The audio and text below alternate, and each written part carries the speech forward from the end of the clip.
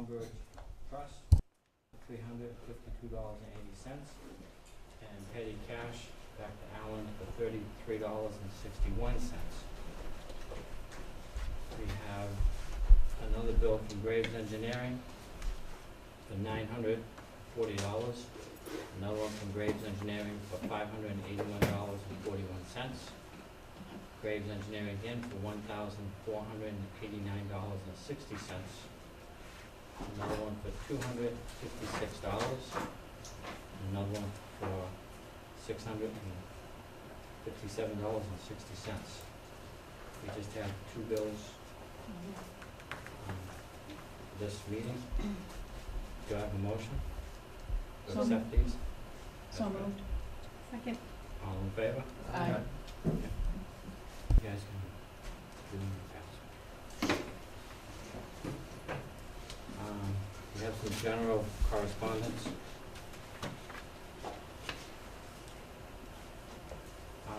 Charlton Zoning Board of Appeals, in accordance with zoning bylaws, you are hereby notified of a public hearing on October 28, 2014. That Alexander Santos petition for the property located at 299 Worcester Road, Assessors Map 27, Block A, Lot 2, has applied to the Zoning Board of Appeals for a special permit/variance for the Town of Charlton zoning ordinance. Presently located on the premises is an existing vacant building with parking lots located between building and Route 20. Lot is located in an area zoned EEP industrial. The petitioner seeks to use the building as a light retail warehouse manufacturing building and improve the parking lot and landscaping on sites. There's a public hearing for that. We have a report here from Graves Engineering. This is for the Verizon Solar Array Farm, which is up on Northside Road, right? Yes.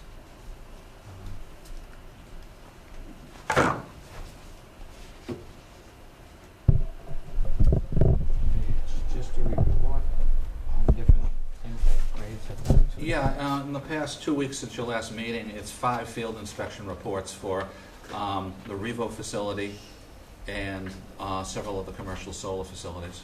They're all being built. Busy month. Revo is the biotech up on Route 31, across from Genzone.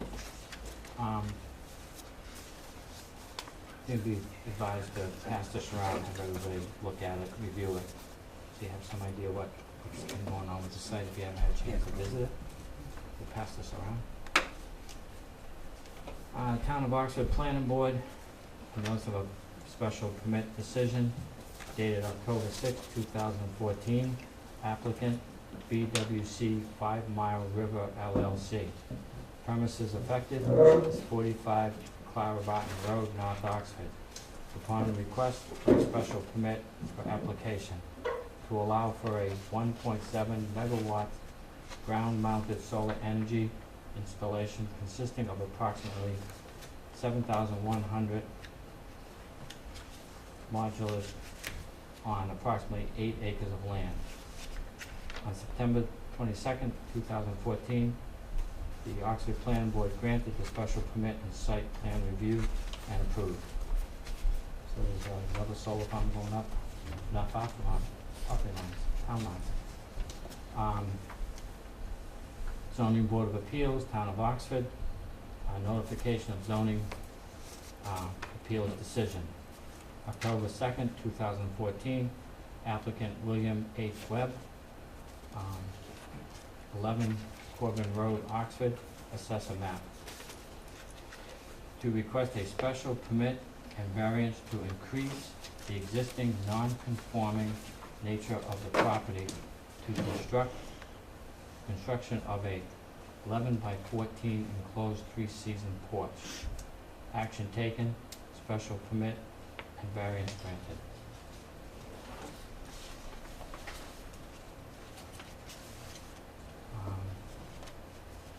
We still have time before a public hearing. We do Griffin Realty Trust extension and then the vote on the LTA assistance. Yep.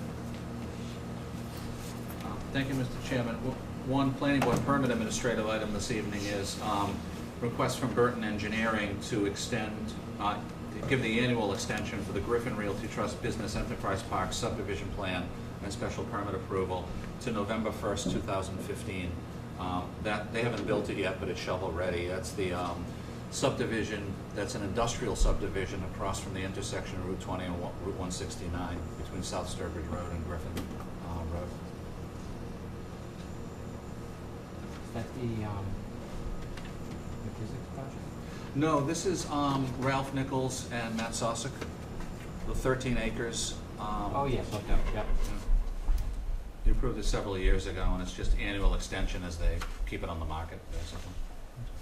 Do I have a motion to grant Griffin Realty Trust another one-year extension? So moved. All in favor? Aye. Just a paperwork item related to the Charlton Village Center planning project. As you know, when we applied for the grant that provided the assistance from Eric, the Central Mass Planner, it included us committing as our local match the local technical assistance time for this year. You get free hours, basically, annually, and some years you use them, some years you don't, depending on what you're working on. So Eric just informed me this week that his office just needs the official vote to commit it, and I can write it up and they can put it to file. So I'd recommend a joint vote between the planning board and the two CMRPC delegates who are here tonight. So Jean and Pat, you're voting wearing two hats, as delegates and as planning board members. Do I have a motion to apply the current Charlton TA assistant hours for CMRPC for the Village Center plan project? So moved. Second. All in favor? Aye. This is the planning board meeting. Are you Nick? I am. Yeah, we'll start the hearing at 7:15. Thank you. You should have a seat at that table right there. All right. For the moment. Excuse me Thank for a you. second, hold on one question. I'm not quick. I can do some of my items.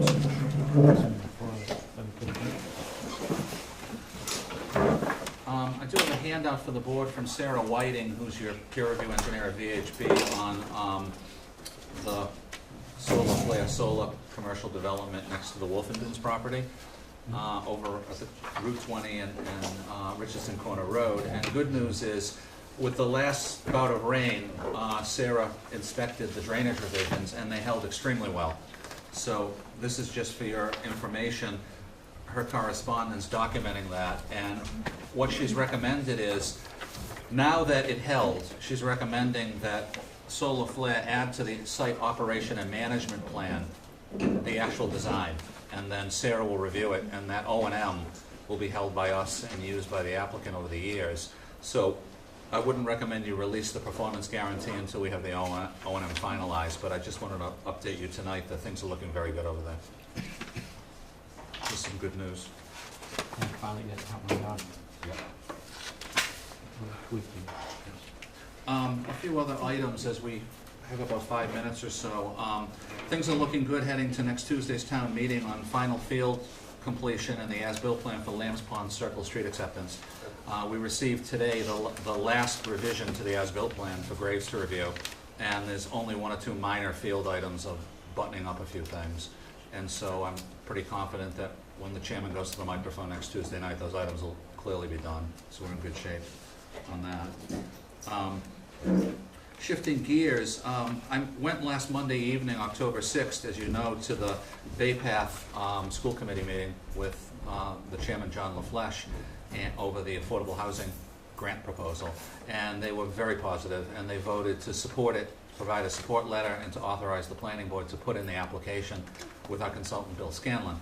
So the game plan is probably anywhere from 1 month to 2 months of grant application preparation. Bill will draft it up. I'll work with him on it and assist. You'll review it at an upcoming meeting with Bill attending. And when the grant application goes in, it's a rolling time frame. So there's no particular deadline, and hopefully we'll move forward. But they were very positive. They asked the same questions you did, basically, about know, how does the engineering analysis work for the site and what are the options and everything. And they just thought it was a win-win to take that step. So I'm very grateful to Superintendent LaFleche and his board members for partnering with you on moving forward and seeing if it leads to anything or not, but at least analyzing the site and getting some good knowledge of it for potential planning and development. Just to give the board a heads up, as you know, it's been a busy season and applications are still coming in. I met the other day with Tim Gingras on his Barkwood Inn expansion, and that'll be coming in from Burton Engineering any day now. Beautiful expansion plan, and we'll put it on for one of your upcoming hearings. Also, where Mortgage Dreams is, I told you before that a gentleman from north of Worcester, one of the towns up there, wants to move down to that site and open his used car dealership, and had a good meeting this morning with his engineer, and he's submitting next week. So we'll put that on your November 19th agenda.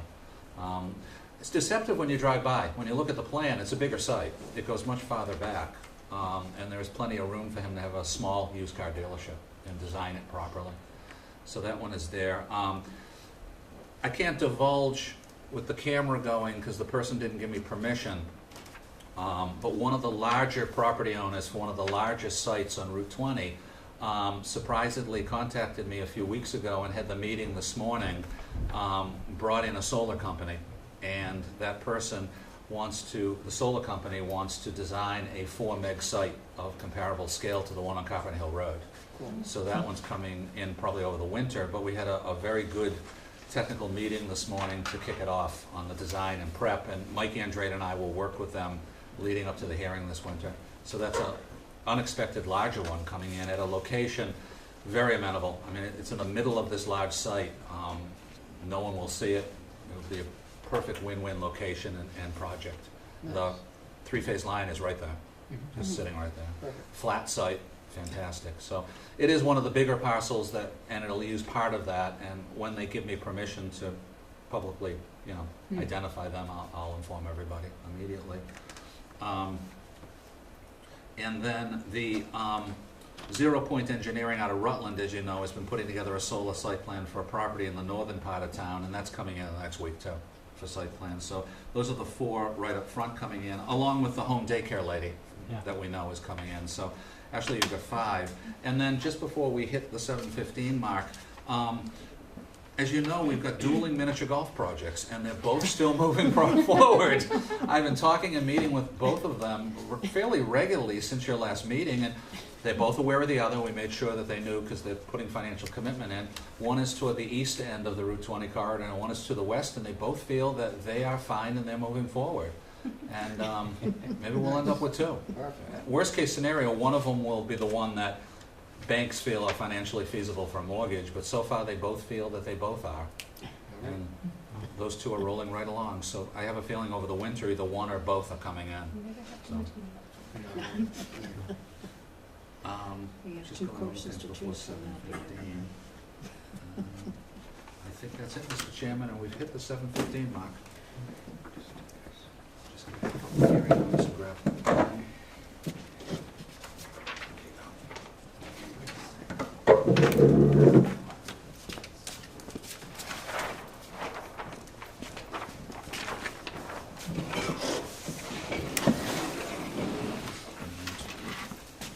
If you'd like to come up and join the board for the hearing, gentlemen, just a couple of chairs for you. They can sit right here. Walk the camera, I don't think.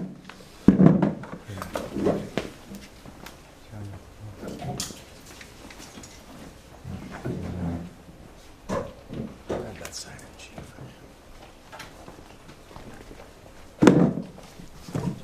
The Town Planning Board would like to open a public hearing notice in accordance with section 7.1.4, 7.2.1, and 7.2.7 of the Charlton zoning bylaws. The Charlton Planning Board will hold a public hearing on Wednesday, October 15, 2014, at 7:15 p.m. in the Senior Center of the George C. McKinstry Building, 37 Main Street, Charlton, Mass., on a site plan approved application of Jensen LLC, 130 Sturbridge Road, Charlton, Mass. 01507, on behalf of National Bridge, requesting site plan approval to operate a support staging dispatch facility area for the construction, repair, staging of power lines. The site is located at 130 Sturbridge Road, Route 20, and consists of an approximately 45.62 acres of parcel land. Assessor map 30, lot C, partial 16. Said property is zoned industrial IG. Copy of the plan applications are available for inspection at the planning board office and the town clerk's office during regular business hours. Any person interested or wishing to be heard should appear at the time of the place designated. Thank you, Mr. Chairman. For the record, I'll just state what we always state at the beginning of site plan public hearings, that in Charlton, site plan process is legally under the state zoning a format called administrative site plan. You're not determining a discretion of whether you think it's suitable or not. It's an allowed use, but the planning board has authority over design specifics. And I think, as the chairman mentioned by reading the notice, he gave the gist of what the project is that Gencent is proposing to lease to National Grid for a staging area. What I'd recommend is, Nick, if you, in a moment, if you can just state your last name for the record, Nick from Burton Engineering, not Burton Engineering, McClure Engineering. So used to Burton being here for everything. Nick Wilbur, nice to meet you. Yeah. Nick is presenting the plan for the applicant, and the way we do it, Nick, is if you can give a brief 5-minute max overview. We have the plan here, and then the board members will ask any questions or comments, and then they'll open it up to any other folks who are here who have any questions, comments, or concerns, and the board will take it from there. Project description here. Do you want me to stand for this? You can refer to the plan on the table if you'd like. All right. It's color-coded to show the layout and such. And if the other folks would like to come forward and take a look at it, please feel free. All right, so the proposed tenant of the property, National Grid, intends to use the property for the storage of lines, materials, equipment, and other vehicles. The site will provide support for the construction, repair, and staging of power lines, as well as provide the standard day-to-day operations and emergency staging dispatch facility. The standard operating hours are Monday through Friday, 7 to 5, with intermittent work on Saturdays, as National Grid is the major power provider for the region. There may be instances where emergencies require work hours outside of the work hours stated above. The site will have an average of 25 trucks located on the site. In order to provide the required protection from the elements for National Grid's emergency vehicles, they are proposing to place 2 temporary tents from Tents for Rent, one 40 by 120 foot tent, which will be removed once the other replacement temporary 60 by 80 foot tent is erected. These tents are represented here in the orange. The first tent is this one, 40 by 120. And when the second tent is placed, the first one will be removed. The site plan depicts the proposed locations of the tents and also the placement for the equipment and power lines and vehicles to be parked. As National Grid continues to utilize the site, there may be modifications to the staging areas, but as the site is fully graded, there is no major earthwork required or planned at the site. There may be minor grading required to set the tents. All proposed work and activities will be conducted in accordance with and all state and local regulations. The existing sign will be used for the proposed use. The existing sign is down here. Will be used for the proposed use. There will be no additional lighting required at the site. There will be no renovations to the existing structures or access to the site. There's a gate located here, which is always shut unless they have access to the site.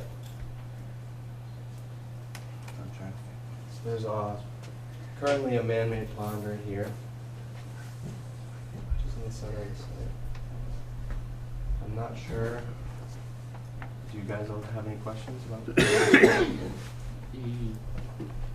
other 2 orange marks, will those be where they want to put a permanent structure, or? No, these 2 areas right here are the proposed areas for the 2 tents. Yeah.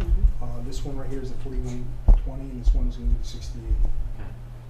I just saw the other 2 orange marks. The 6080 is complete. We just finished it today, so we're ready to erect as soon as we get a building permit. So we're not going to need to put up the 40 by 120 as of right now. That It's may, 60 by 60. yeah, it's gonna be 60 by 60, then with the actual door, it will be a 60 by 80 with the full width door that's on it. So they're just basically asking now for a temporary permit to construct tents, and then Yeah, we're gonna be putting up basically a 5,000 square foot tent. is there plans to build a permanent structure eventually? No, this is a temporary site from everything what everybody's been telling us. Okay. This tent is gonna be housing 2 line trucks and some other special operations truck. The 2 line trucks for the national corridor that they're staging all the equipment from, these trucks are $3.5 million each. So when they transfer power from one line to the other power and they Yeah. splice in, from what they've said, it's extremely sensitive towards snow, rain, and everything, and they need to protect that asset.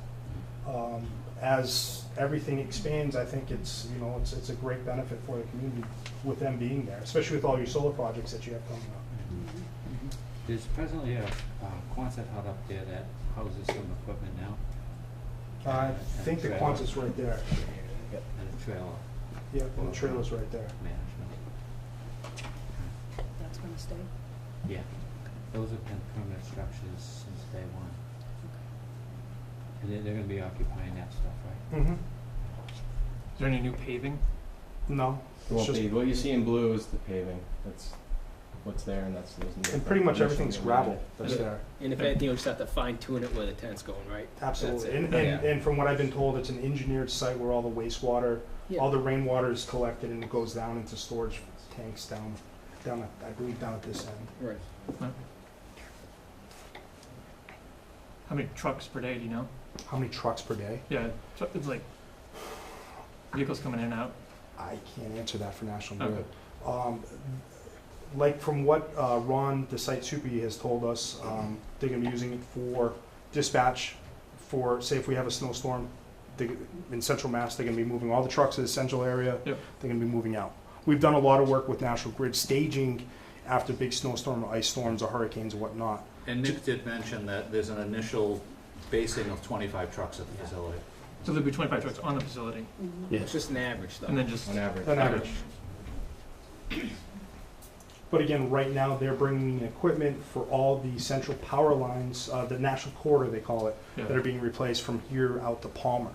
So they're getting all the equipment ready to go for, as soon as the ice breaks in the wintertime, to be able to start going back on the actual corridor. They're right on Route 20, so the. Yeah. Yeah. And even the previous use of the site, I mean, there was a lot of truck traffic. Oh, yeah, with When the they were- MREP. when Vinny was Yeah. doing his. I'm sure it was a lot thing, more, yeah. actually. Yeah, they would combine, so. And the site distance, even pulling out of it, because I pull out the asphalt, just right next door. Yeah. The site distance is fine for traffic. Do we have any comments from the public at this time? None saying? No? The board have any other questions to ask? Sounds good. Ellen, can I ask you a question? Sure. Just as the alternate, and just so everybody is clear on site plans. Sure. Do I or do I not vote? I'd recommend you not vote unless we have a quorum issue on the site plan. Okay. But on the special permits, you can. Very good. But good question, because you Yeah, just came so on as the and alternate. everybody Exactly. knows what's going on, Thank you. especially these guys, Yeah. when they, Unfortunately, Coming with state an law is application. limited on planning board alternates, and I would love to see it changed eventually, and hopefully it will.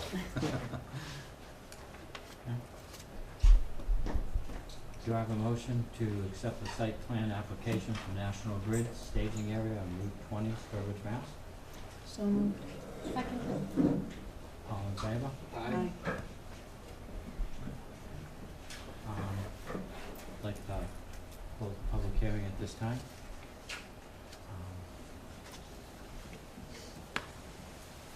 Thank you, Mr. Chairman. We'll write up the decision and get it to the applicant, McClure Engineering, and you, and you're good to go. All right, thank you. Yeah, thank you very much for your assistance and your patience. I know you've worked with us leading up to today, and we appreciate it. Thank you. Thank you very much.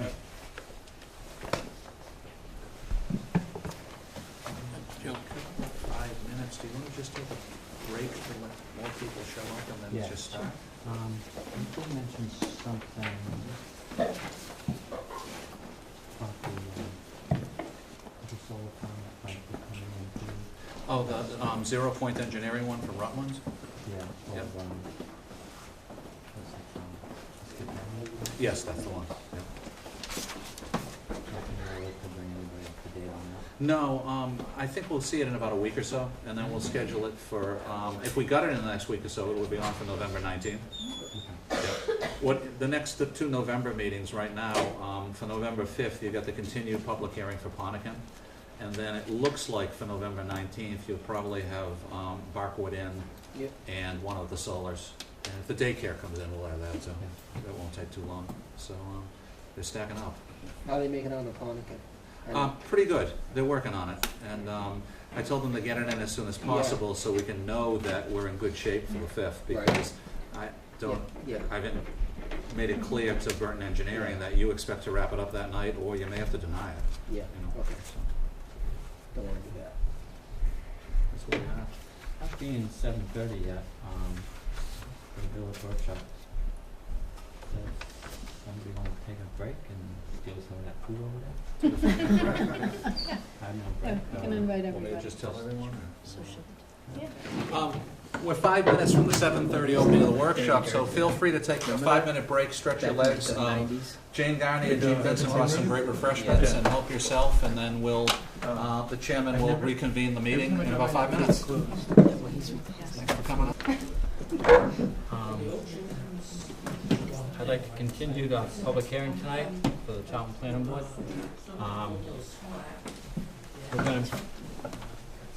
We're gonna discuss the planning workshop for the Charlton Village Center. And it would be nice if everybody kind of introduced each other to who they are tonight. We'd start on that end of the table. Just state your name and your interest. Hold on. George Centers, Masonic Health System. Kurt Masters, Building Commissioner, Zoning Enforcement Officer. Brenda Bianculli, CPA, Masonic Health. Diane Dabrowski, Realtor, 31 Main Street. Irene Carpentier, 125 Old Worcester Road. Armin Carpentier, resident. Matthew Miller, son of John Miller. John Miller Jr. John Grimwade.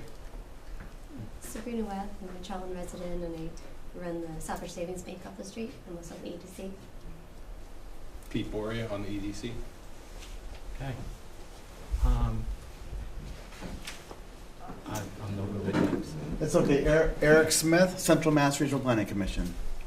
Eric has a small presentation he'd like to show us tonight, and I'm thinking after the presentation we could open up for discussion. We do have some brochures. Yeah, Eric will give out copies of the PowerPoint to everybody.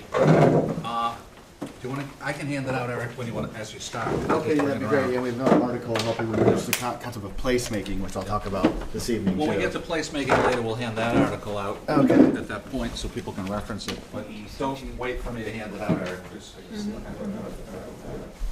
Alan, do you want me to get right in, or do you want to do a little introduction first? Or I can give a very brief 1-minute introduction because most of what we're talking about is going to be part of your presentation at the beginning.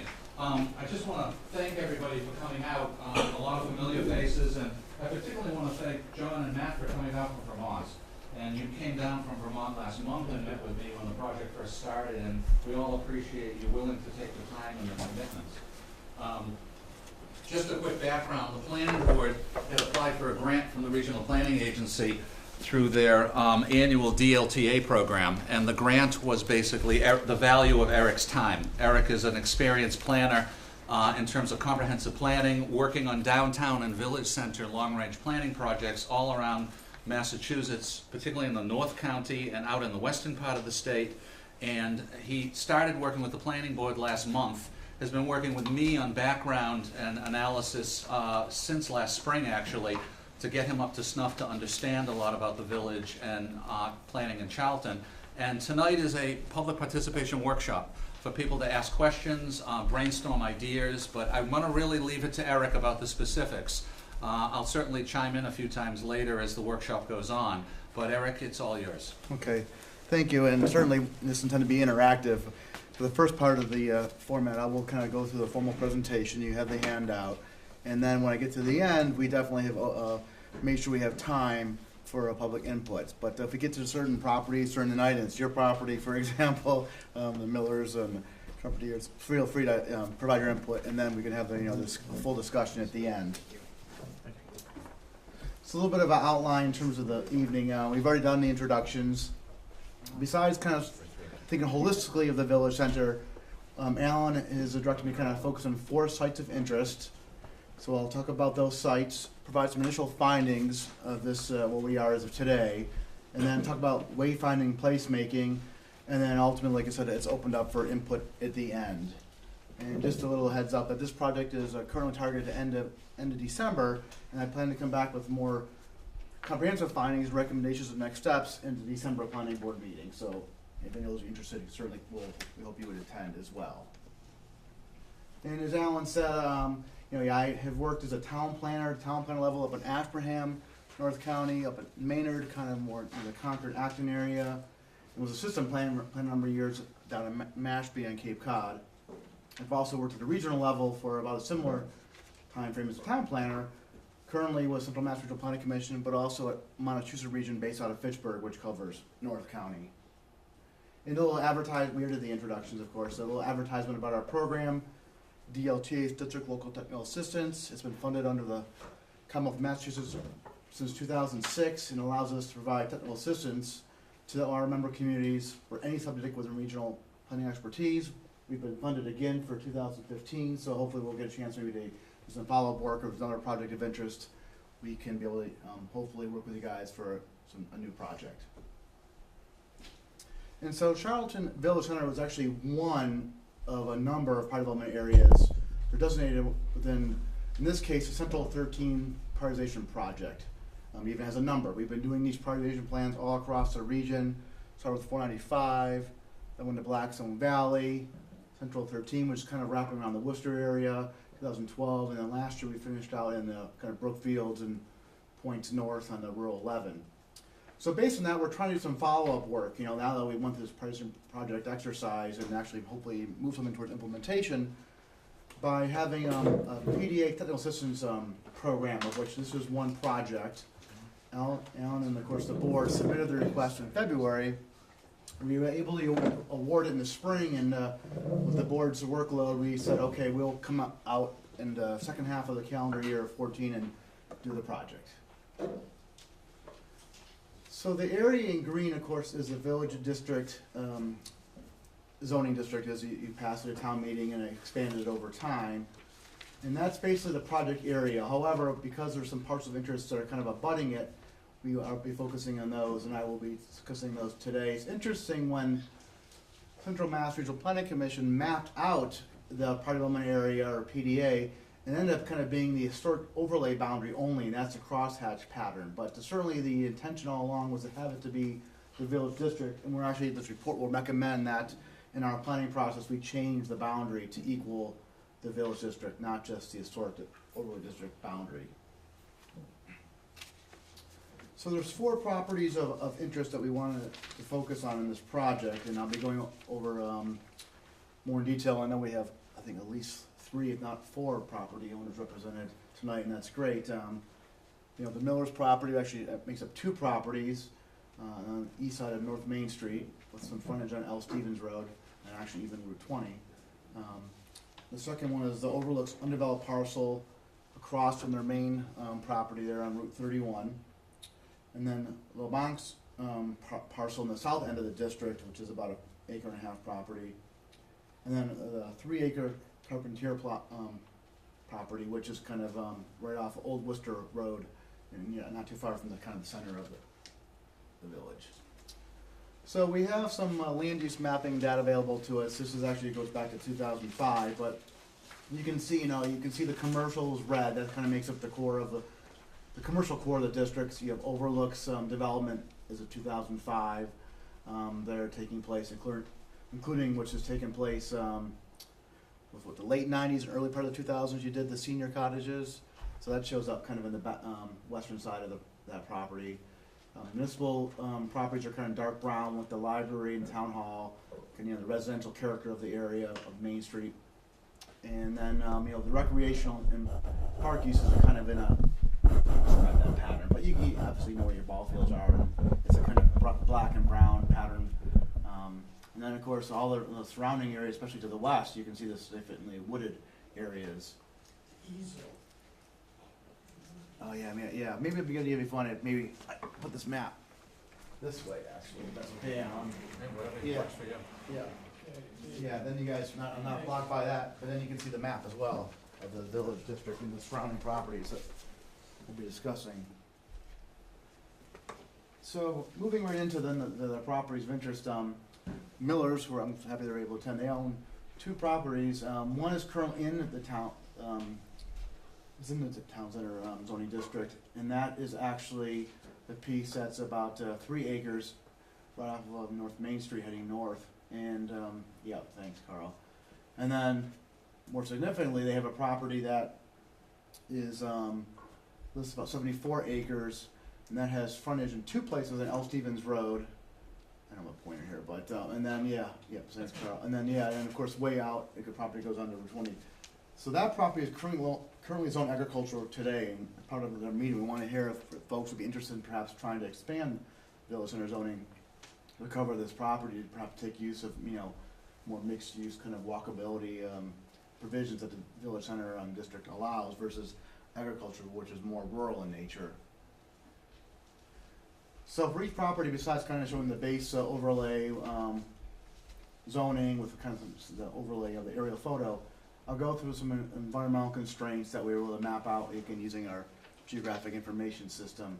So there is a stream system that kind of comes down between Main Street and L. Stevens, and then eventually cuts through the Miller property.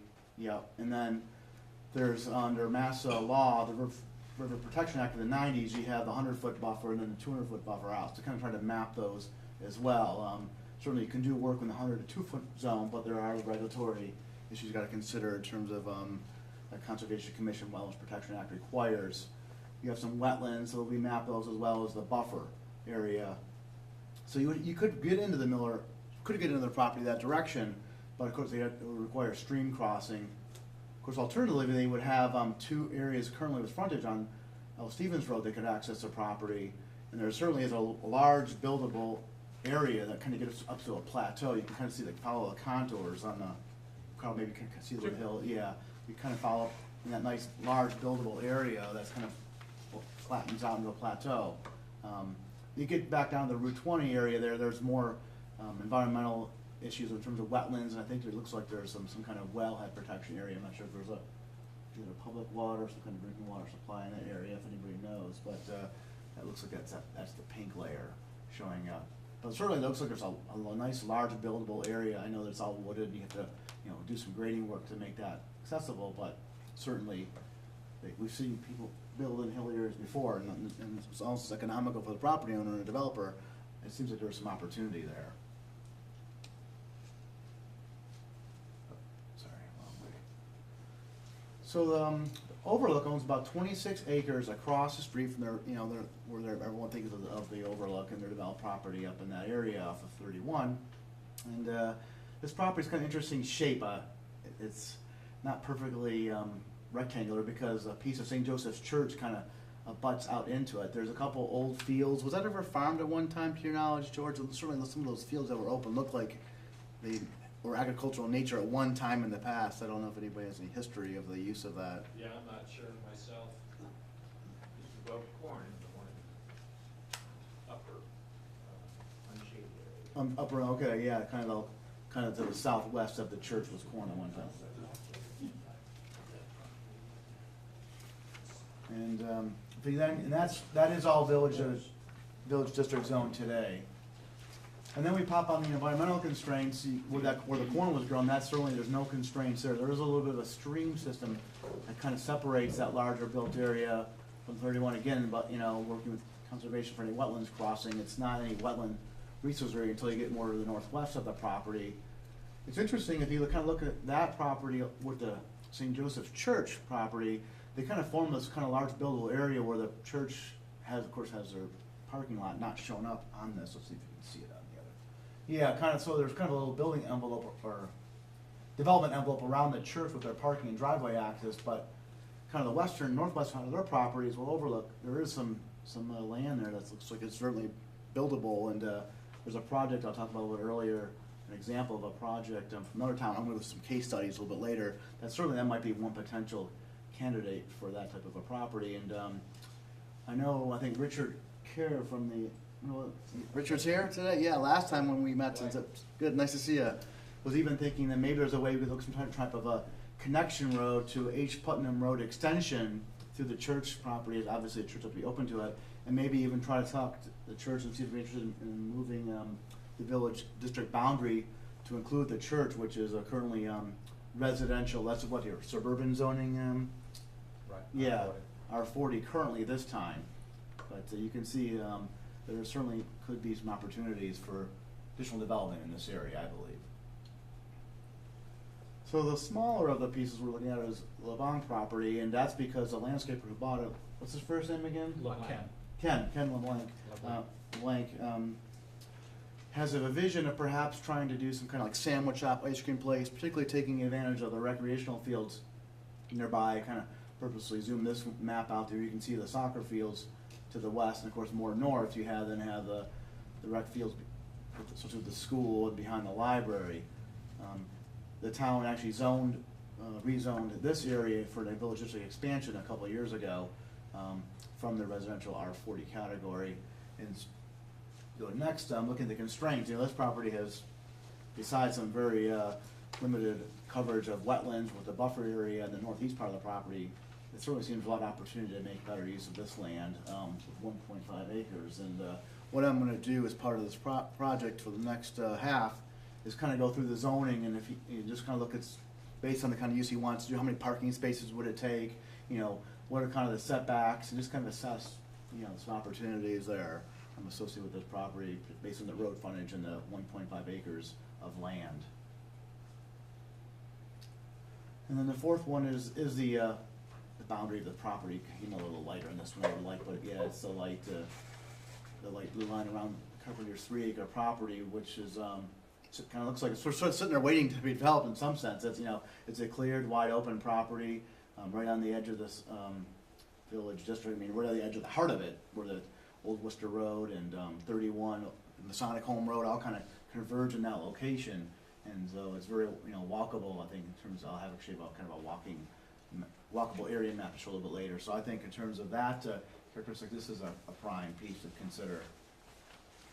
The environmental constraints layer is kind of deceptive, sort of, in this one. When I first saw this on the map, I said, okay, I have to go out and take a look at the site in the field, because I was looking at some aerial photos, didn't see where the stream could be. It's my understanding that in some time in the past there was some filling in done on this site, and the stream runs underground.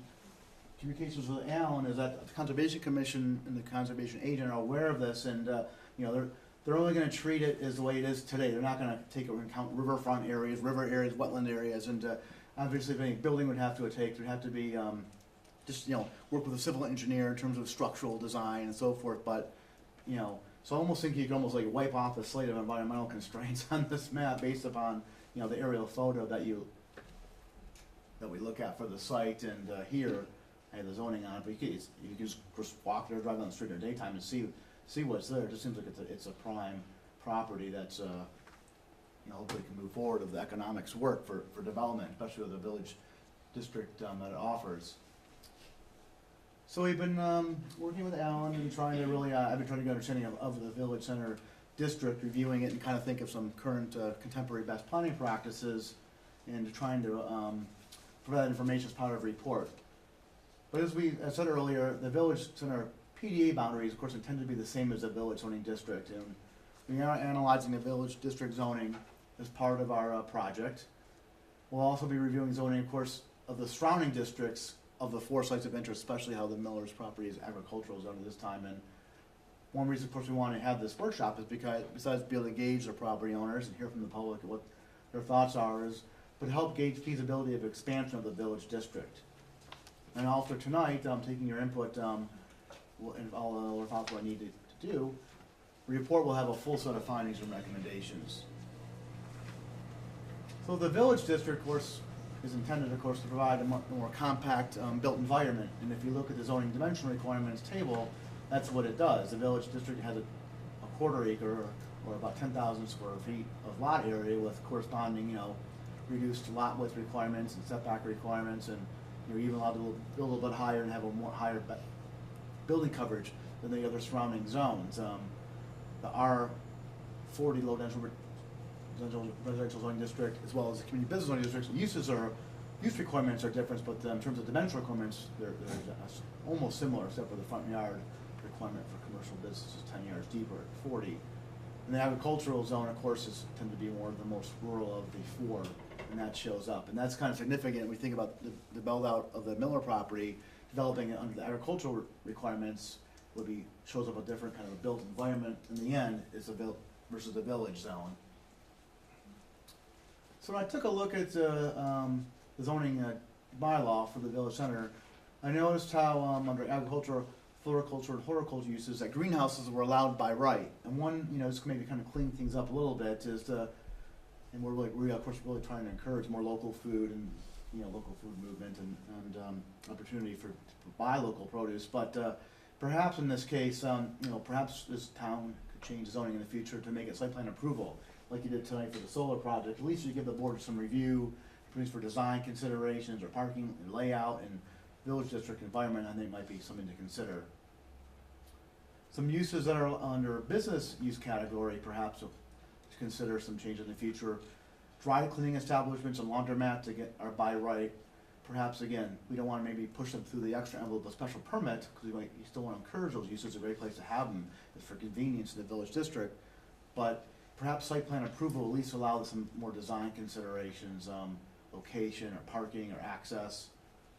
Now auction galleries, they're not allowed at all in the village district, I noticed right now, and perhaps there you could consider for special permit. That at least would allow for the use to go forward if the planning board finds this in keeping with the character of the neighborhood and intent of the bylaw, and it could be tastefully done to help make the village center a destination. And auction and galleries perhaps could also relate to art galleries and venues like your Charlton Arts and Activities Center.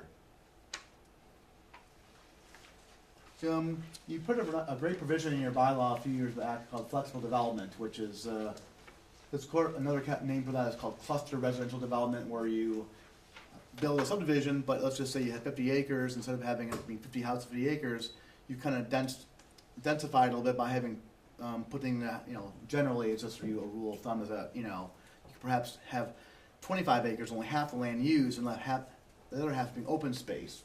But right now, that's not allowed in the village district. So one idea would perhaps I would recommend amending the village flexible development bylaw provision by adding a row for the village with appropriate village-based standards. And, we could, flush those out with the board. And the board can perhaps try to study that further after this project is done. Another tool you have, and of course you already have a senior facility right here in town, but it's nice with the senior living facilities bylaw. It's a flexible zoning tool for additional senior living options in the town if certainly the market bears it and there's a housing need for the seniors in the community. And it's nice too because it provides a mixed use opportunity that medical facilities could be integrated into a development under the senior living facilities bylaw. And it's nice because it's allowed in the village district, but it's also allowed in all the surrounding districts of this property that are currently, of the district currently, agricultural, low density residential, and even the residential small enterprise zoning district, which is, I guess is kind of outside of the map there, but it's actually this area up over here. Is a lot of this area off H. Putnam Road Extension is currently zoned for resident small enterprise, so this is an option I think to consider if the market bears and there's a housing need. And the zoning bylaw has a whole section called Village District Regulations, which is nice because I think it provides some regulatory oversight and keeping an attractive village scale environment. It's almost like when the site plan review would be done for property in the village district. That's a section that the board would be reviewing and the developer and owner would want to be looking at. So we wanted to kind of assess what traffic patterns are currently in the area, and as I was walking down the street a little bit earlier before the meeting, kind of getting a flavor of the traffic in the evening, certainly saw a lot of vehicles going south, which would probably make sense, people coming back from work off of 20 and then heading down. But we also did some pedestrian count information. This was actually a request of the board and the town planning director, Alan Gordon, and some of our staff came out in the spring. It was right before the officially summer started, so it was still spring in early June of 2014. And it's interesting how the kind of pedestrian usage of the village district really kind of grew from the time of day you're at, or even day of the week. So we only had 4 counts in the AM hours, 19 in the PM hours of the weekdays we were looking at, and then 41 on Saturday. And you know, that kind of probably, I think, just kind of knowing the uses in the area. So we probably had more kids using the area in the after school hours, and then of course Saturday with all the use of the ball fields, or maybe people taking a walk to the library, or just, you know, up and down with the common area. You see, you know, 10 times difference from the Saturday day versus the morning hours, for example. And then it seems like it's been a while since there's been some traffic counts available in the area, but when they did it in May of 2002, there were, in both cases, it was a plus or minus 10,000 vehicles per day on 31 North, I should say Dressler Hill Road, north of Burlingame Road, so I'll change that for the report. That's an error. So, speaking of vehicles and people bringing people into the village center, actually Alan, myself, and at least one of your board members, I think, went to a session that was held at the Massachusetts Citizen Planners Training Collaborative.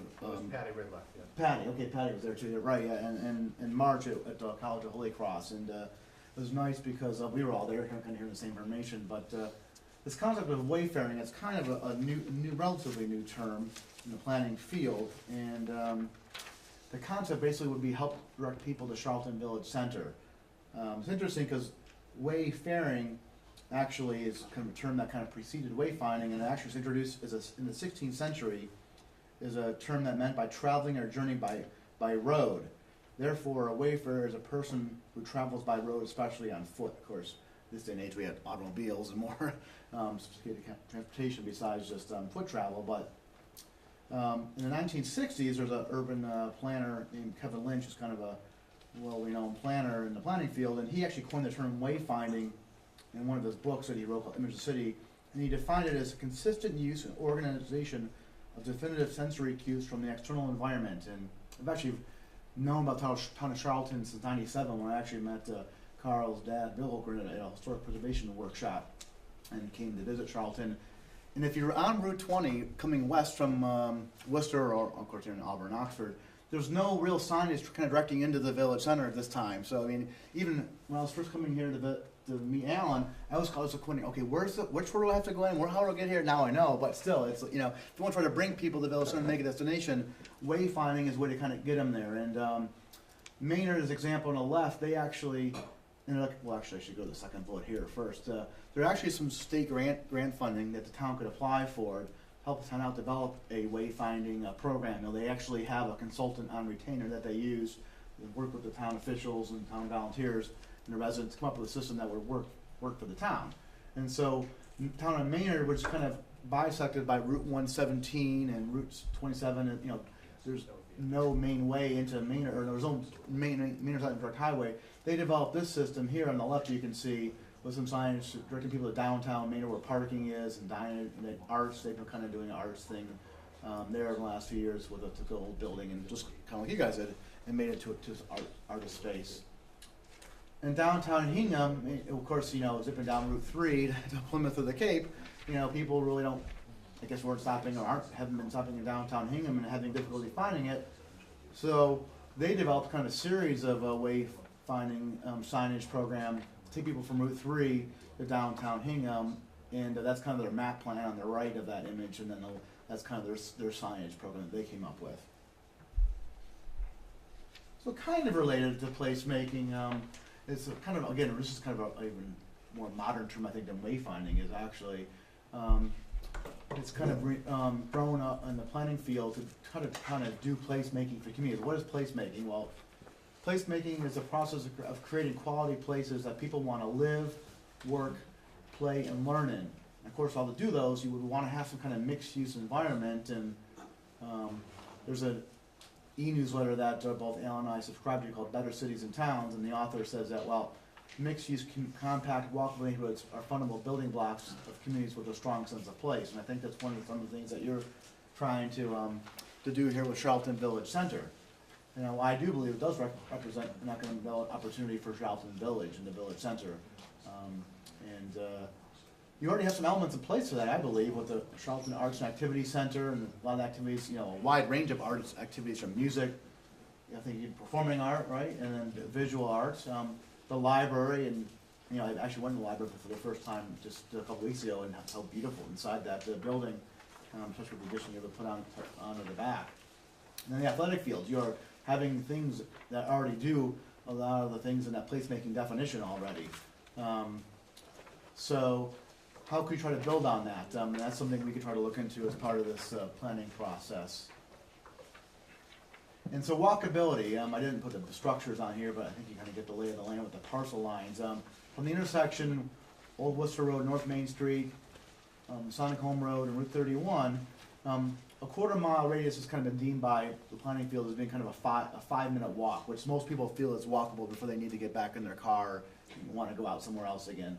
So you can see between the municipal functions, you know, even not quite up the hill or to Sonic Home, but almost near that property, that boundary of theirs with the other side. That's a little bit outside, but Miller property, Covington property, a lot of these properties that we're looking at are right in this walkable area. And you can almost think about applying that to other properties too. Any kind of development you want to do, think about a 4-mile radius as kind of being your walkability zone. And again, trying to make this a destination, I think there's a potential opportunity with the Charlton Greenway. That map there is from the Charlton, you had a Greenways plan done recently, and I saw that map up at on the wall there, up in the town hall. Let's see, lost my notes here. I got so involved with the presentation, but for now you have this really nice trail system that kind of connects Charlton Village Center up into the Overlook. Before the last planning board meeting, I wanted to come and try to find where the trail system was and where it goes. And there's no signage at all, so you know. Most people in this room, I wonder if they could even find it themselves on their own, perhaps because you live here, you know. But again, trying to bring outsiders here to come and maybe visit a restaurant and you know, do some kind of, you know, New England tourism. I think it'd be a good idea to try to have some signage there. And if go up here actually, so the trail system goes from right, you know, behind the library. You kind of walk down the Pet Cemetery, then you kind of go in this way to make up an overlook. It looked like when the authors of the Trails and Greenways plan was put together, they actually, so the Midstate Trail is a purple line, of course it goes, and you've been doing some great work, I know, preserving properties along the Midstate Trail as it eventually goes into Oxford. But somebody actually had looked into a trail connection, because there's this kind of green dashed line going down from this section down. Of course, when they wrote this, I'm not sure how long ago it was, but they had the idea of having a Midstate Trail connection into the village center by coming down north side, but of course it's blocked now since they did the Route 20 improvements and would have come down L. Stevens. But perhaps there's a way to still try to do some kind of Midstate Trail connection by thinking Old Worcester Road or one. I know there's the Bay Path School, but the idea perhaps, and I was thinking about this when I was working up in Ashburnham, the idea of being that, you know, people who are especially diehard trail users are going to take a long trail, they maybe want to take a break someplace to get something to eat. Up in Vermont, they've actually been trying to encourage, especially with the long trail, like, you know, bed and breakfast along different sections of the long trail that people could stay at overnight. And I was trying to find the magazine, but I couldn't locate it today. But the American Planning Association's planning magazine had an article last fall called Trail Towns and the benefit of having, you know, amenities for trail users, including restaurants, lodging, and so forth. So I was trying to sort of get some ideas and brainstorm since I came in and met with the planning board and thinking about some examples I was aware of. Developed 3 case studies of mixed-use village center environments that I wanted to share that could be appropriate. Not necessarily all the properties, but certainly perhaps maybe one or more of each, perhaps. So up in Rutland, as I'm familiar with both these projects already, but seem very relevant. And especially I was thinking for the Carpentier property, they have 2 mixed-use village-scale developments that they developed under their village bylaw. The one to the north is newer, it's off Route 56 north of the center, And the building's on the right, kind of the sign of the development on the top left. And it's kind of built up into a hill, so there's actually conduits at the top, and they actually have access and driveways. Kind of, you can kind of go around that driveway and then go around the building. You can access you would access your driveways there, and of course, then they have the top two. Well, there's 3 stories, but the top 2 stories then would be associated with the condo units. And then below, they actually have like a little like convenience store they call Rutland Marketplace. GFAs are credit union out of Gardner, Mass. And there might be a couple other smaller scale commercial enterprises in that development. But it seems like that, place, from my understanding, it would look pretty attractive. When I was working in Ashland, people in Ashland were welcoming maybe something like that in their village center. And the one at the bottom is a little bit older. That one almost looks like it goes back to the 80s, if not even 90s, based on just kind of the style. But you can see there they don't even have central air with the air conditioner units. That's right on 122, their Main Street, not too far where their town hall. They actually taking a picture across the street was at their town hall parking lot. And there's a gas station in front. I know something. I think I'm not saying that part wasn't my part, but the canopy isn't necessarily that bad. But then they have like a side entrance where you pull in for people who can access their units, and then there's a side entrance door. There's a Chinese restaurant besides the convenience store associated with the gas station at that location. Up in Berlin, when I heard about this project a few years ago, I thought it was interesting. This one might perhaps be a site more like that's a little bit outside of the immediate core area, either Overlook property, Miller property perhaps, and this is a pretty large development though. The scale of it is probably a little too big for this area, but River Bridge is over kind of behind where Solomon Pond Mall is, over in kind of the Marlboro. First, you hit Marlboro when you first in the mall, then you go over to Berlin, and this is approved about probably even like 6 years ago now, but the downturn has been built out very slowly. There's like a gas station, a pizza place there. I had that picture there because that's where some of the development you see on that plan is going to go. They actually have a gas station, a convenience store. They have like some kind of uses in the little barn structure you see over there, but they also just got approved a hotel as part of this development that actually stakes on the ground, survey stakes on the ground for that right now. And then one that came up last time, I think, was just, obviously the density of this place is a little bit more dense than you can see here, but I think the attractive is that Shelburne Falls is kind of representing an attractive, walkable village center environment that the planning board and participants at last meeting were saying were of interest to them, and I want to include that as an example. And certainly there they have a little more destination with the things they were able to do at the Bridge of Flowers, but certainly you can create things here. You have things that attract people here who are interested in seeing Grizzly Adams' gravesite, for example, and the activities at the Art Center and the library and other things that perhaps could fill in over time, like restaurants. So at this point in the meeting, I'm going to turn my head around here so I can see you, everybody, and just, we'd like to get your input in terms of, Eric, I just want to add one quick comment sure. Regarding 2 other boundary possibilities that we've discussed. Oh, yes, thank you. One, and George can comment further as we have the discussion. You did wonderful in terms of presenting part of the Overlook property, but there's still the potential for on the western side of Route 31, where they've done existing development. There's still a lot of undeveloped property, and Overlook might be interested in some of that possibly evolving in a boundary expansion into a village design to do some of their future planning and their future development with a village orientation.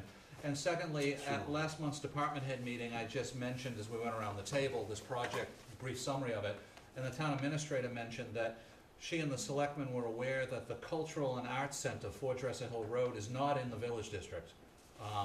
And maybe if we considered expanding the boundaries down the line through this planning process, that could be one of 2 advantages. If the town kept ownership over time, it would give them more opportunities to either do public-oriented activities or maybe public-private businesses in there. And if someday the town chose not to own it, and I'm not saying that the town is, I just read in the paper that things look pretty good right now in terms of the finances improving for the town to continue owning it. But looking at all options down the line as the years go by, if the property ever went into private ownership, it would be more village-oriented possibilities for its use. So I just wanted to throw that and add it to your wonderful presentation.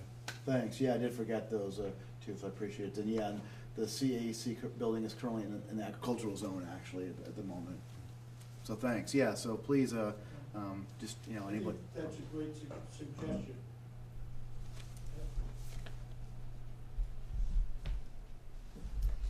Yeah, we're refocusing on the Charlton campus at this point, and if we could expand it on the Charlton campus side to include possibly Williams and Davenport building in the existing hotel, that might give us better opportunity, because these buildings aren't being used practically at this point. So the west side from basically Williams Davenport Hotel down. It would give you a lot more what they call smart growth. Yes. Opportunities within the village design, because when we did the village district that came out of the master plan, people said, well, why would you do it? The idea is that the current zoning is very old school, mid-20th century, meat and potatoes. Parts of it outside of the district you just do single family. Your property is kind of pre-existing before zoning even came along. So in a way, those buildings don't fit into anything with the current district. This would bring you back into some modern techniques that give you some real flexibility and some creativity. So those are great ideas to possibly expand for some of your existing structures and see where you could redevelop or expand them. And that walking trail comes up that way, if I remember correctly, Alan. Yes. I want to thank Pete for something too. When we first did the village district and you look at the aerial, the planning board put forward a preliminary plan several years ago, and Pete was on the select board and came to all of the master plan meetings and everything.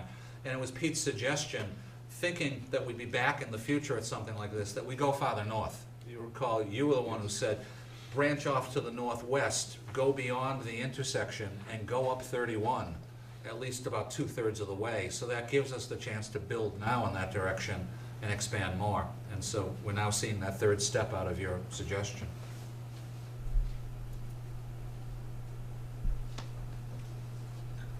One of the things that as development continues in the center of town, and you talk about walkability, is the community may have to, or the developers, if they're doing work along the roadway, we're gonna have to improve our sidewalks.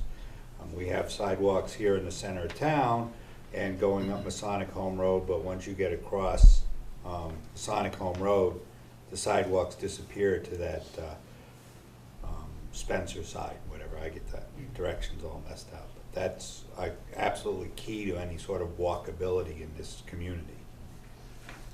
That's a good point. I actually took a walk trying to go towards LeBonc's property, and a sidewalk on the west side took me up to the church steps to their church, and that was the end of it. So yeah, so I think sidewalk is an important consideration. Yeah.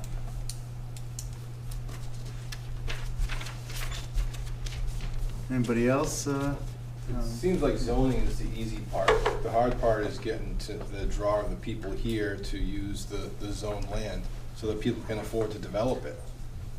I mean, there's plenty of land that's been zoned village district for the last 3 or 4 years, and I think there's only been one mixed use, or it's not even mixed use, the new convenience store is really the only new structure that's been built.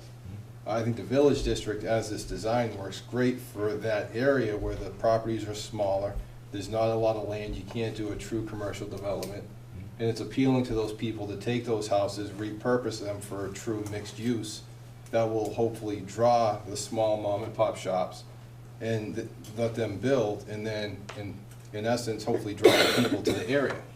The problem is the cost to do so is not conducive to someone who's trying to start a new business, buy a property, redevelop it, and have a huge mortgage where they're just trying to start a new business with no income. And I think that's what's kind of hindering any of this development, not how the village district is laid out or what's going on here. It's nice to think about expanding it for a couple of properties that were missed or will benefit from it, but just because you zone it village district doesn't mean all of a sudden in 2 years it's going to get developed and be a piece of cake. There has to be some big draw. Something has to come here first that's going to bring everybody down here. I have kids that play sports, and I can say there's not a parking spot anywhere on Saturdays, sometimes Sundays. It's full of kids, but that's really just the weekends. And there really isn't many places to take the kids. We want ice cream, we're actually driving someplace to go get it after games and stuff. So something downtown would be fabulous for that. I think one of the options to try to move that forward, and you're absolutely right, is focusing on opportunities for those 4 parcels that you prioritize, because some of them are partly in the village district or already in it, like the LeBlanc property. Others, if you expand it out, it could be an anchor down the line. Pete's right, though, then you then have to take the finances into account. But Ken LeBlanc did tell me that he's working on a subdivision right now in Southbridge and finishing it up over the winter. And in the spring, he's hoping to submit for site plan for his piece to the south. So that's one little piece, and every step helps. But if you get that going, if maybe some of these others, both within the district or if we change the boundaries and expand, comes in too, you know, it creates the vibrance and the energy, and it attracts more items, more activities. And Another nice thing too is, we now have the water service coming down through the village district. So if a developer is coming in, he now has access to public water. And, you know, a lot of these commercial buildings need to be sprinkled, and we now have a water source, where before we didn't, for a commercial building. So the water main is a big factor. what we'll do as part of our recommendations is have like kind of like perhaps, you know, grant sources. Obviously, one would be perhaps for the wayfinding grant to go for next year, but you know, Mass Development is a kind of quasi private public state agency that they do have like some, you know, planning resources and access to perhaps funding, and particularly if it's, you know, so even if there's property owners out there that are, you know, these existing homes that want to do some work, you know, we can see what tools are available, would be available for them, as well as, you know, they have some larger like real estate development kind of feasibilities, planning dollars available, you know, and a lot of those are grants, or sometimes are loans or forgivable loans, but you know, we'll kind of have like a menu of tools, and I'll try to present some of those at the December meeting. That'd be great. Maybe even the 40R program, which if you give a density break similar to the village in your zoning, the state provides some financial incentives to private development. We found around the state that 40R is only feasible if you've got the water availability or the sewage availability, and we've got that option in the village center. So that could make 40R finally an option for something in Charlton. That's true, yeah, I can put that in the toolbox as well, yeah. Diane. It's nice to have Southbridge Savings Bank represented here at the beginning, because maybe with an increased understanding in the background of what's happened with the whole project and where we're going with it, would make it more conducive to lending on a project that wants to be built here. Absolutely, and that's kind of what was running through my mind is how can maybe a commercial department help or do something to that effect. It's a good point. The 40R program, which gives developers financial money, because you need public water service. I saw another hand up there, yeah. So It when I changes was everything. looking at different properties for my office, you know, parking was a huge issue. So I don't know if there could be a public parking area that would be available to some smaller businesses. That certainly makes sense for something to look at as an option and possibly a resource. It's common sense, you're right. In this type of planning process, maybe some of the toolkit that he comes up with will be sources that we can look at that. When I was a much younger planner, the state DHCD office was called EOCD. And EOCD had a specific program specifically helping with funding in downtown and village areas back then in the 80s. For public parking or innovative creative parking. Even though they don't have that separate program now, it's still a goal up there. And we could certainly talk to them and pull them into the process and see if that could be a linchpin that could jumpstart things. And not only helping new businesses come in, maybe some of the existing businesses help provide incentives to fix up what's here already to make it more inviting. One of my other projects right now actually is up in the Spencer Town Center and trying to deal with parking, especially if anybody knows what's happening in Spencer. They're going to be relining 31. They're going to use a lot of that parking that's kind of in the Sovereign Bank, well now what's called Santander Bank lot. So they're kind of looking at, with me, trying to come up with some ideas for parking. So yeah, I can just get a lot of those resources that you're talking about, trying to interested in. I can roll that into this study as well. And then obviously this is a little bit smaller scale environment, so we'll try to tailor something that's a little more rural in nature. Doesn't the town still have the property where the highway barn was? That's Yes. just blank. It's Good point. Yeah. That could be used as a possible parking area. Yeah, it's a very good point. And it's almost right in the center of where your quarter-mile walking radius was. Also, the Good state point. DEP has different levels of environmental mediation requirements for different types of land uses. You need less remediation for parking area than you would for a structure, so that could help in terms of if there's any contamination in that area, you don't have to clean up as much. You take care of it for the parking use, but it doesn't have to be of a more intense level if there were children living in a house on top of it, for instance. I mean, just to reiterate what Kurt said, was the sidewalks are a huge issue. And if you look at how to drive people into the center of town, they have to be able to get there from Route 20. And it's somewhat, Route 20 is somewhat accessible by sidewalk down to the Mobile at the intersection with Sonic Home Road, but going up to North Main Street, the sidewalk stops by the post office. And that's kind of where all you have your small properties and your small houses that could be redeveloped for this mixed use or for this true village feel, where you can have a different place every, and you know, there's 15 or 20,000 square foot lots that would really benefit from this, but there's no way to get from parcel to parcel because there's no sidewalks. Right. Good point. So I don't know if there's grants available for that or what we could do to try and move that forward, but. Yeah, we could look at some options of that as well too, or maybe there's another study that could be done to kind of further that effort beyond what we might be able to Yes, do with the study. overall streetscape's important. Yeah, When the yeah. planning board first did the village district zoning proposal, we talked about hopefully site plan by site plan, some of those pieces would come in private, but you've also got to have a public initiative. And it includes even bike racks, benches, street light configurations and upgrading. And you're right, I was at a planning conference about 6 years ago, National APA in Philadelphia, and there was a village downtown type of workshop in which they were presenting how you'd be surprised how little things like that, certain streetscape components or a sidewalk expansion, will jumpstart a private development. And they gave examples from different communities around the country that the people came in and did the type of project that he's showing in Berlin because they saw, well, the community expanded some sidewalks and streetscape and had a commitment to the area, so that realizes it's gonna help us. And it sounds like small things, but it makes a big difference to the entrepreneur. It really does. I noticed a small thing the other day where Peter Malley has his iPlace. He's got a bench.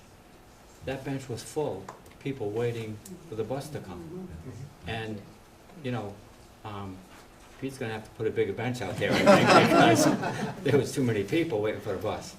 If you build it, they will come, or if you Yeah. put the bench out, they will He sit. built the bench and he had people there.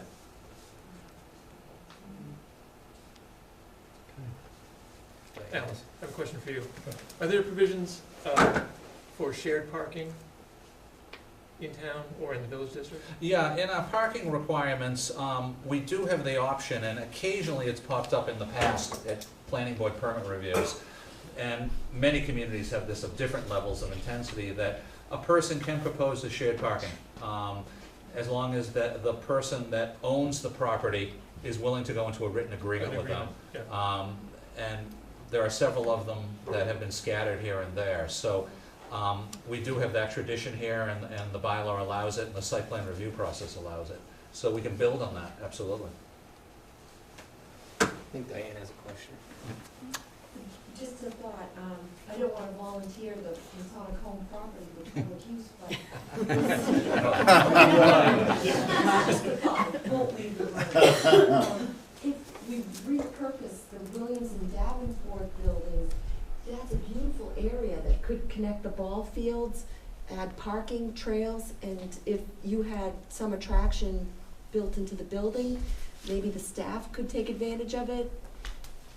It would attract more people to come. The parents at the ball field could just walk up the back trail behind the cemetery. That's what we were figuring also.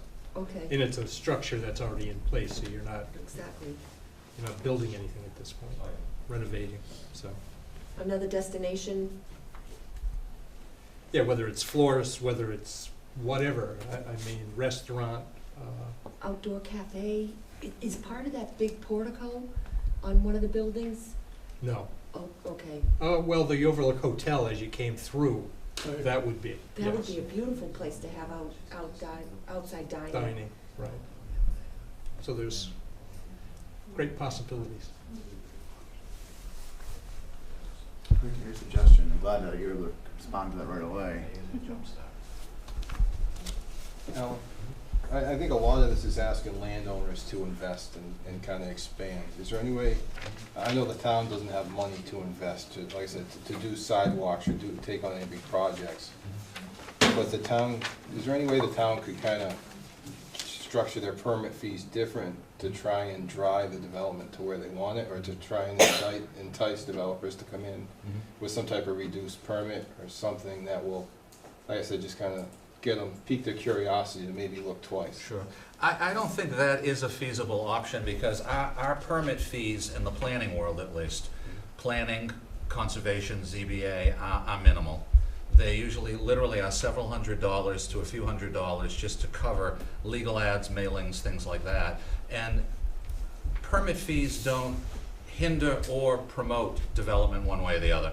If you ask anybody who comes in with projects of any level, in the way of engineers, architects, development firms, that's just business as usual, and that's small scale. I think what you really need is two things. One, a type of zoning like we're talking about, and that's why I think it's crucial to expand the boundaries in some areas to create that zoning and add to it. And second of all, I think where developers are looking for something more on the financial side is a public-private partnership of some public funding that is in some way is amenable for the project. For instance, out on Route 20, we've taken 5 or 6 of the biggest properties and we've put them in the federal SEDS program, which is through the Federal Economic Development Administration. Because if you do manufacturing or warehousing, there's $40 million annually for the Northeast that goes into that. And each of those 5 or 6 large landowners has said that's fantastic. When the day comes, either I develop or I can get a tenant, then how are they eligible? They're eligible if they actually apply for a site plan application. Then the feds will take a funding application, and that's hard cash. Well, that doesn't translate to a small village center, but there's other programs that state and federal that do translate into these items, and it's those that would attract a developer and make it more worthwhile for somebody, or even a property owner, whether they're in the room or not. So I think the combination of actual providing money combined with the zoning making it feasible would be the direction to go, and it actually would help quite a bit. And I'd be kind of curious on Alan's comment on this, but one program might be, and the state was hopefully going to maybe make it something that could be by right, and not having to go through a special longer process, but tax increment financing, like TIPS, where if the property owner does some improvements, they do get a reduced property tax on taxes for so many years. Yeah. And there's various investment tax credits too, especially the fact that we've got a historical overlay in part of the village district. There's state and federal historic tax credits.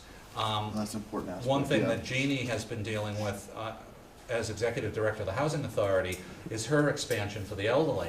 And one thing that the state people have told us from DHCD is part of the financing for a developer partner to come in isn't just them getting grant money, it's getting the tax increment breaks. And the same thing is available in other types of private development that we see in the village sector. So a lot of them are very attracted by the tax deals.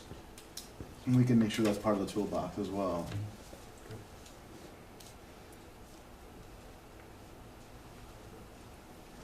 Yes, please. I was wondering if the parcel of land that runs in back of the town property here is usable for anything, or is it wet seed? I actually was trying to look into that at one time. I think maybe it's curiosity. Yeah, I think it's one of those things where I think it's time got allotted away from me. But we were trying to figure out where you would access that from, and of course I think the town hall piece is like right over here. It's hard to see the overlay on it, but I noticed it kind of drops down. We're trying to figure out where it's accessed. It currently, of course, is not zoned village center, but we can look into that a little bit more. Does anybody have any input or knowledge of that? Well, Yes. there's Old Muggy Hill? town property goes out to Old Monkey Hill. Okay. But there is Which some is over wetlands back there that we're aware of on the Butters property, which is the biggest chunk of property that I know of, goes behind our property, almost up to Old Worcester. Eric, if you go to the next slide, I think you might have. Okay, yeah. And that's that same watershed that comes down through Oh, yeah. the Miller property. Oh, yeah, okay. Okay, it comes down through there and goes down there, so there's some challenges back there. But as far as a walking trail or something like that, I think the challenges are less.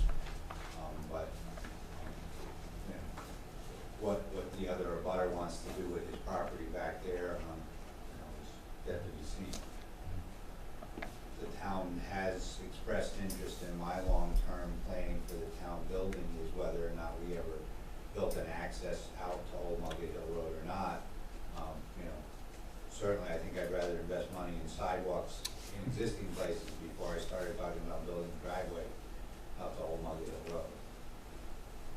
Great, thanks for the info. But,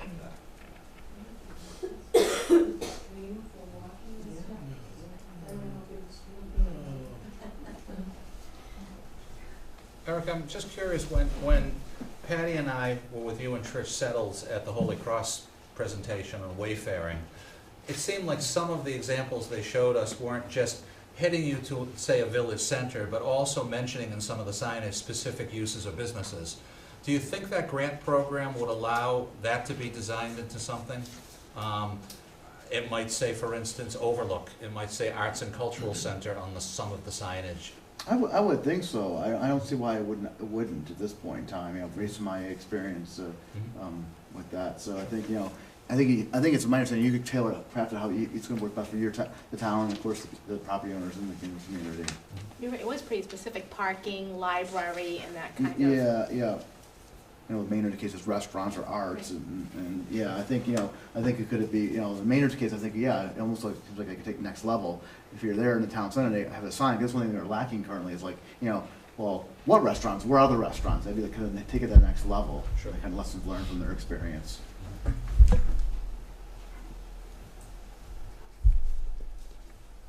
Could you maybe explain for a few minutes where we go from here in this project? Yeah. And the next step beyond this evening? Yeah, let's actually just zip back down to that last slide, because I know there's some contact information that we wanted to show on there.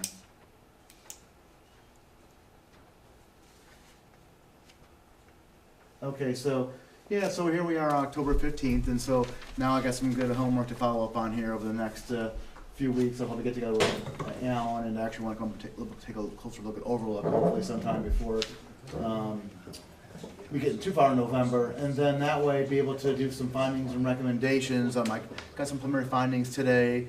Especially the recommendations, want to have a clear toolbox that the community could use perhaps for future grant sources. The wayfinding seems pretty clear cut, but streetscape, that one's a little more of a challenge, but hopefully we can direct some resources accordingly, as well as, the fiscal, the financial toolbox, in terms of trying to make some resources available for either investment tax credits, tax increment financing is something, maybe there's a way the town could take advantage of participating in that program if the town fathers and choose to do so. And the idea is that we would come with a draft report with our recommendations, December planning board meeting. I don't think the board has chosen their date yet. I know the holidays and so forth, so they want to make sure they have a date that works best for themselves, and we'll certainly let everybody know. We did a sign-in sheet for tonight, right? So so if anybody signed up, we'll have your email address. We can put you on a communication with an announcement of when that meeting will be held. And again, if any final questions or comments, certainly we could still take them tonight. Otherwise, it'd be best to, I guess, if you guys would contact Alan Gordon, either phone or email, and he'll just forward the materials or any additional comments on to me, and look forward to coming back in December. Well, I think we'd like to do from the sign-in sheet is definitely invite everybody if they're available, and other people can come too if they'd like. It won't be as workshop formatted, but obviously it's a discussion and a presentation, and we'll certainly make sure everybody knows where and when. Great, that sounds good. And thank you for all coming. I appreciate all your input tonight. Thank you. Thank you.